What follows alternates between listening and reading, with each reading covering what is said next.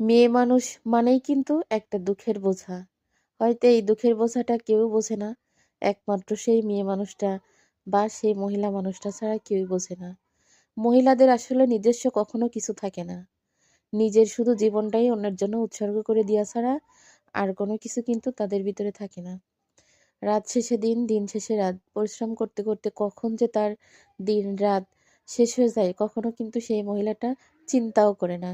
একশেষে সবকিছু করতে, করতে দেখবেন তার শরীরের বল শেষ, তার গায়ের জোর শেষ, তার মাথার চুলগুলা পেকে গেছে, গালের দাঁতগুলা নড়ে গেছে। আস্তে, আস্তে একসময় কিন্তু বৃদ্ধ হয়ে যাবে। সেম মহিলারাও যেভাবে পুরুষরাও কিন্তু সেম সেইভাবে। অথচ আমাদের ভিতর থেকে এই বছর, দিন, মাস কখন যে চলে গেছে আমরা করলাম বাচ্চা, ছেলে-মেয়ে, সংসার, পরিবার, পরিজনদের পিছে দৌড়াতে, দৌড়াতে এগুলা কিন্তু আমাদের আর খেয়াল থাকে না। শীতের সময় মানুষ কত লোশন, ক্রিম কত কিছু মাখে। সরিষার তেল যে মাখবো সেই টাইমটুকুও কিন্তু পাই না। সেই টাইমটুকু পাই না। তা মানুষ বলে সংসারে কাজ নেই, কাজ নেই। কাজ করলে আমার তো মনে হয় সারাদিনও ফুরায় না। তো আজকে সারাদিন, আজকে বলতে না কালকে থেকে এই পর্যন্ত যে এত কাজ করি, এত কাজ করতেছি আর সবসময় হয়তো সপ্তাহে ২-১ দিন একটু রেস্ট পাওয়া যায়।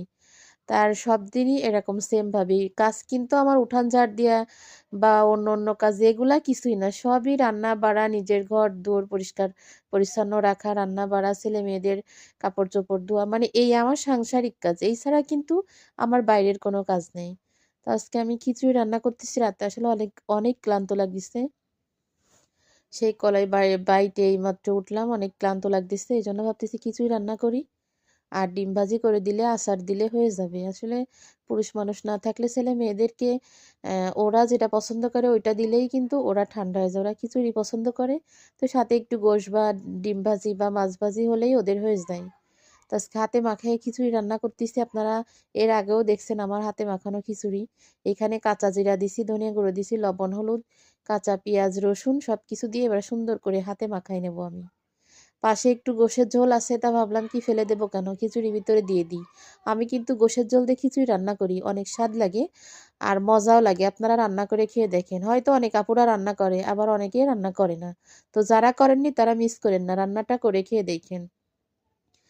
মাখানোর পরে যদি এত সুন্দর লাগে তাহলে এই খিচুড়ি খাওয়ার পরে কত মজা লাগবে একবার একটু ভাবেন আমার খিচুড়ির কালার দেখে।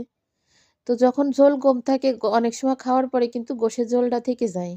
তো ওইটুকুও ডিপে রেখে দেবেন। অন্যদিন রান্না করলে আবার থেকে গেলে ডিপে রেখে দেবেন। ওই ৩ দিন ৪ দিন জমায়ে দেখবেন বেশ ১ বাটি ঝোল হয়ে গেছে। ১ পট চাল নিয়ে, হাফ পট ডাল নিয়ে বা ১ পট ডাল আসলে দিলে বেশি হয়ে যাবে। এইভাবে